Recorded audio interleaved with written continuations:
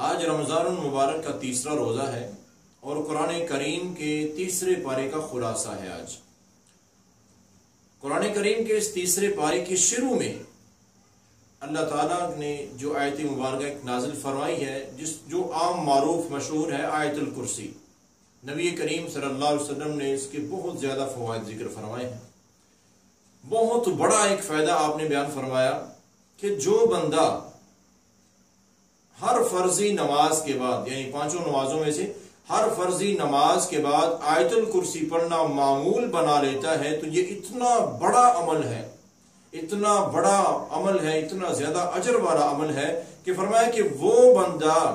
جب بھی فوت ہوگا فوراً جنت مل جائے گی اس کو، یعنی کہ وہ جنتی شخص ہے، صرف پردہ درمیان میں موت کا ہے، جیسے ہی فوت ہوگا اس کی قبر ہی جنت بن جائے گی۔ تو یہ بہت بڑی اللہ کی عطا ہے، نعمت ہے، اللہ کا احسان ہے ہم پر کہ ہم صرف ایک آیت الکرسی یاد کر لیں، اس کو معمول بنا لیں پڑھنے میں، اور پھر دیکھیں کہ اللہ تعالیٰ کیسے اپنی رحمتوں بری جنت عطا فرماتے۔ اور ایک بہت بڑا اور فائدہ نبی کریم صلی اللہ علیہ وسلم نے بیان فرمایا ہے کہ آیت الکرسی جو شخص رات کو سوتے وقت پڑھ لے تو اللہ تعالیٰ اس بندے کی جان اور مال کی حفاظت فرماتے ہیں، اس کی جان اور مال محفوظ ہوتا ہے، کوئی بھی اس کو نہ جانی طور پر نہ مالی طور پر نقصان نہیں پہنچا سکتا۔ یہ بھی اللہ تعالیٰ کی بہت بڑی کرم نوازی ہے۔ ایک آیت اگر ہم رات کو پڑھ کے سوئیں آیت الکرسی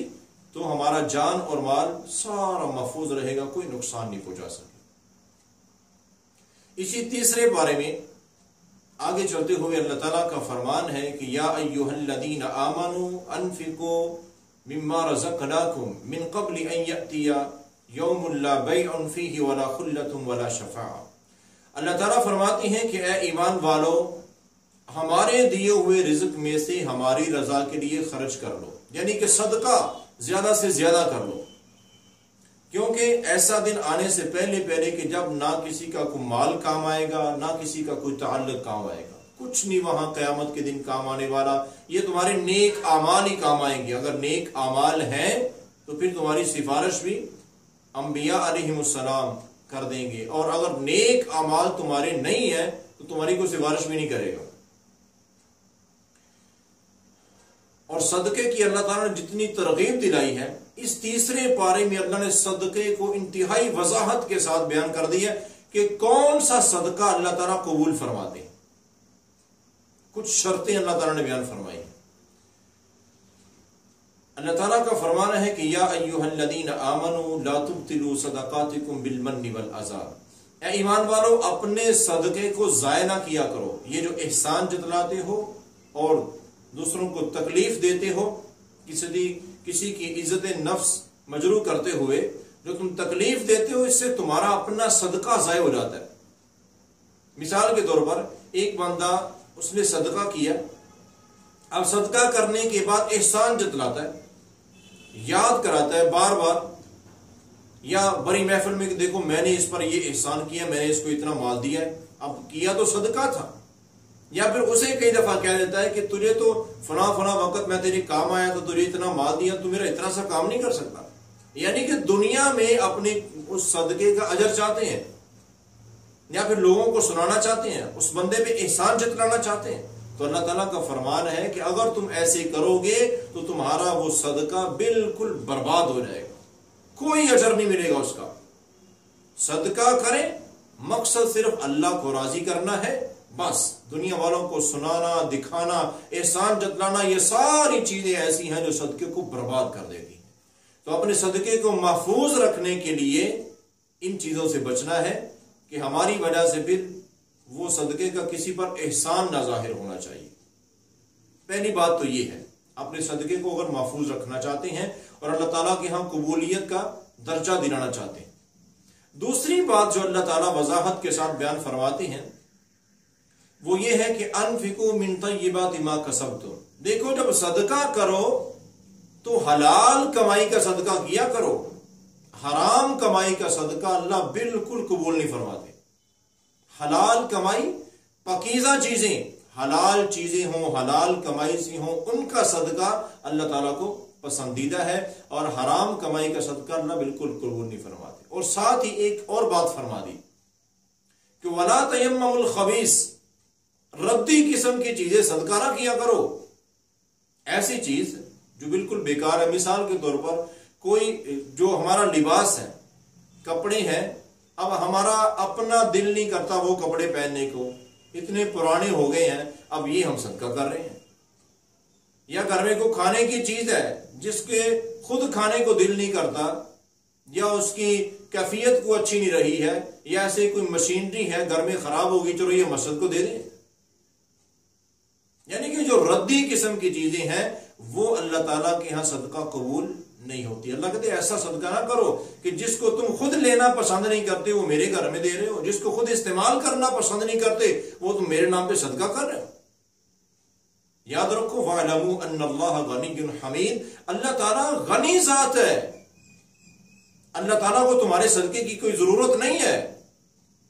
یہ تو تم نے اپنی آخرت بنانے کے لیے کرنا ہے۔ تو اچھی پاکیزہ چیز، حلال کمائی سے حلال چیز اور بہترین ایسی چیز صدقہ کرو کہ جو تمہیں خود بڑی پسند ہو، تو وہ صدقہ اصل صدقہ ہے۔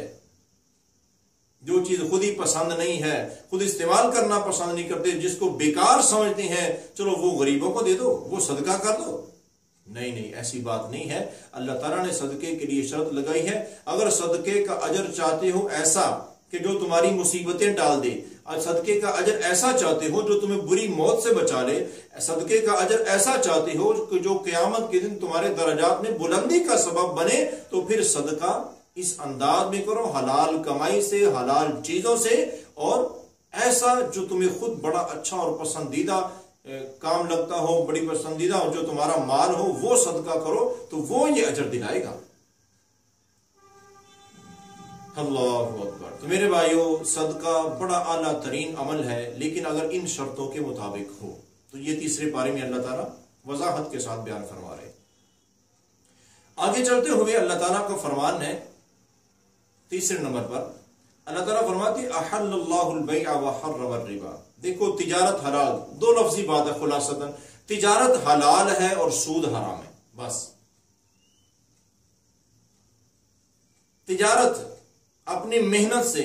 جو کمایا ہوا مال ہے وہ عبادت کے درجے کو پہنچ جاتا ہے، وہ کما کے لا کے اپنے گھر والوں کو کھلائے، خود کھائیں، وہ بھی صدقہ لکھا جاتا ہے۔ اور سود کی کمائی، سود کا مال، سود کی آمدن، وہ ایسا حرام کام ہے، ایسا حرام کام ہے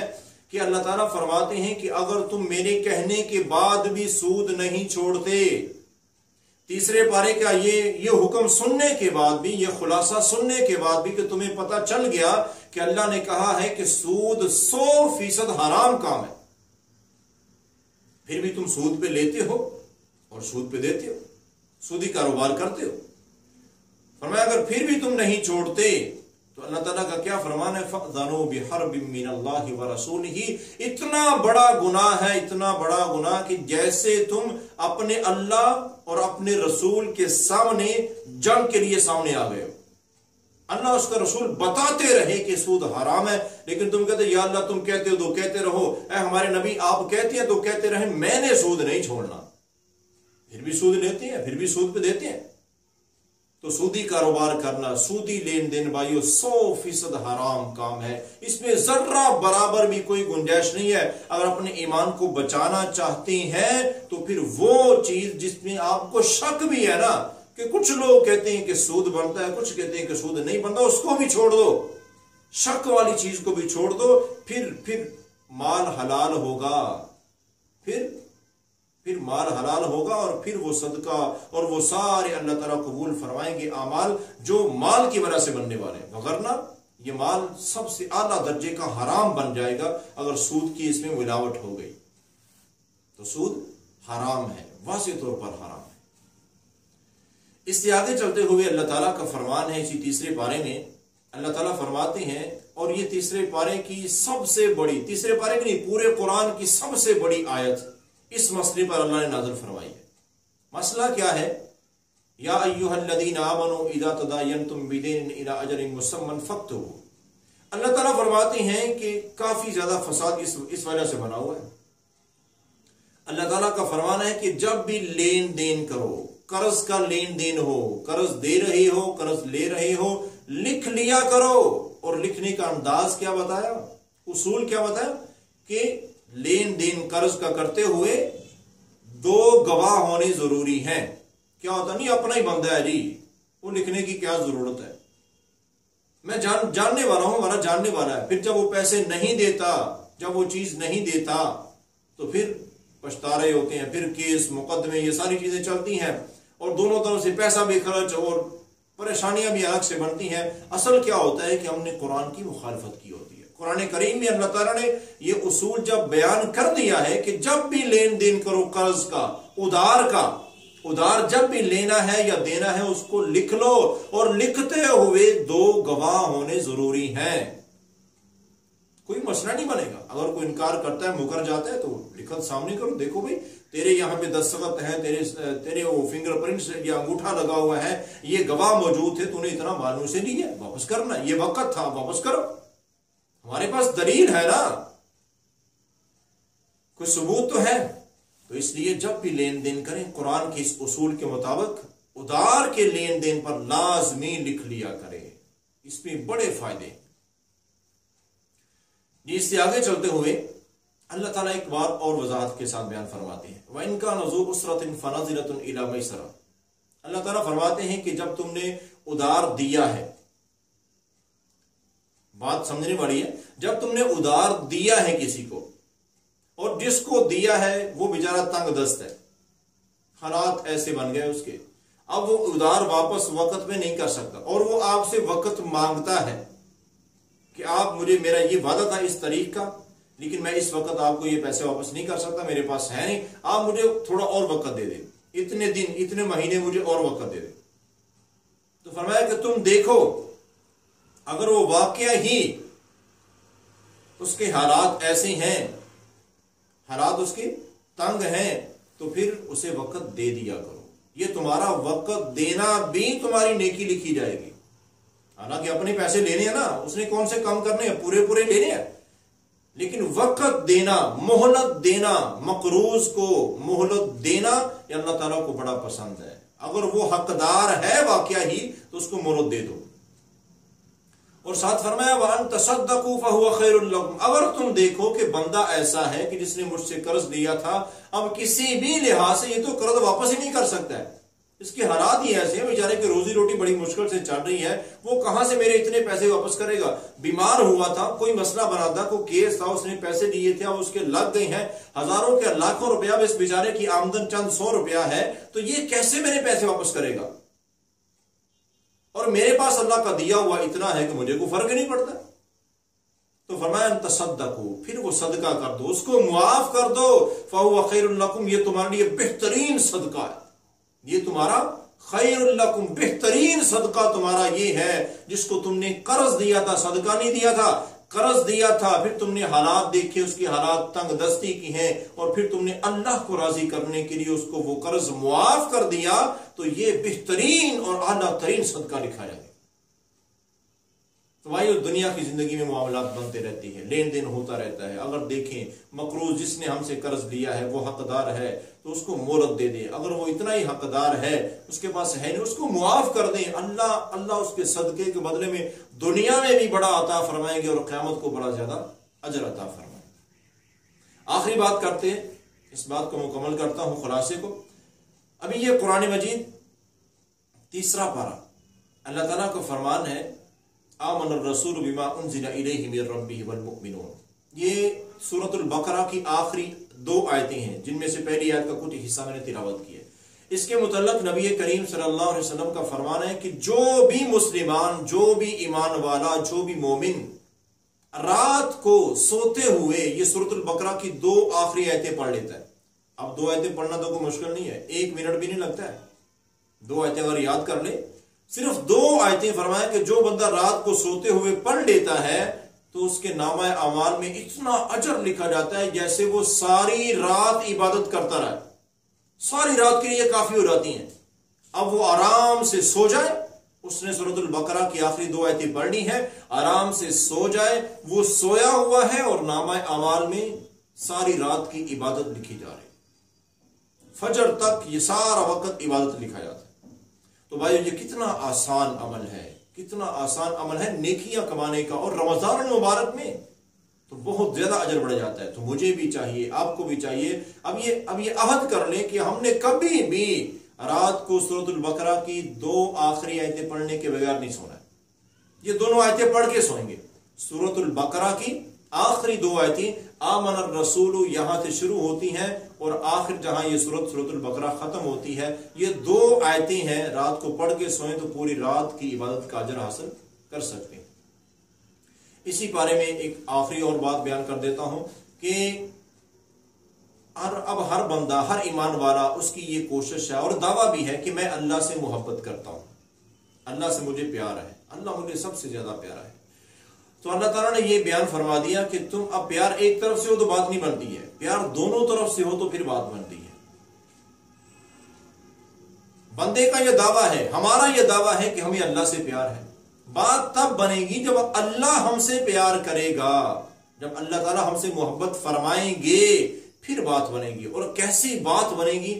اب اللہ تعالیٰ نے وہ قانون، وہ اصول، وہ ضابطہ، وہ طریقہ بھی بیان فرما دیا کہ یہ ایک کام کر لو، میں تم سے محبت کروں گا، تم میرے محبوب بن جاؤ گے۔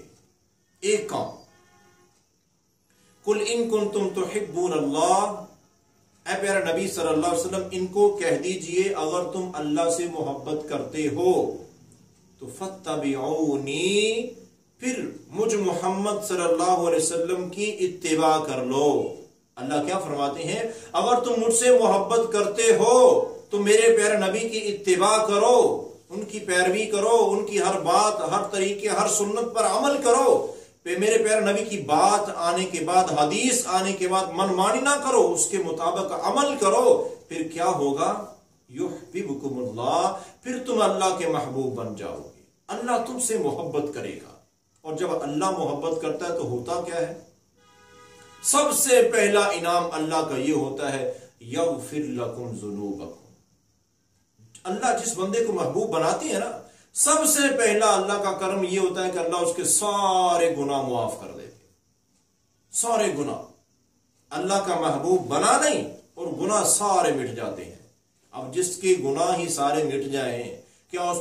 اس کے لیے عذاب قبر کا تصور ہے؟